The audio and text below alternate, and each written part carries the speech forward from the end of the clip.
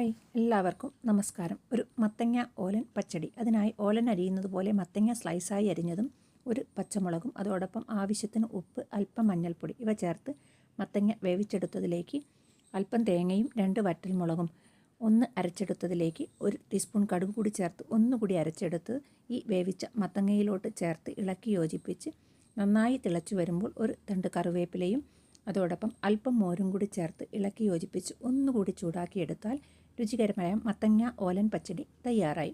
അല്പം വ്യത്യസ്തമായ ഒരു പേരാണ് ഈ കറിക്ക്, ഓലൻ പച്ചടി. അതായത് ഓലന് അരിയുന്നത് പോലെ കഷ്ണങ്ങൾ അരിഞ്ഞതും അരപ്പ് പച്ചടിയുടേതും. അതുകൊണ്ട് തന്നെയാണ് ഇതിന് ഓലൻ പച്ചടി എന്ന പേര് വന്നത്. പിന്നീട് ഒന്ന് കടുക് പൊട്ടിക്കണം.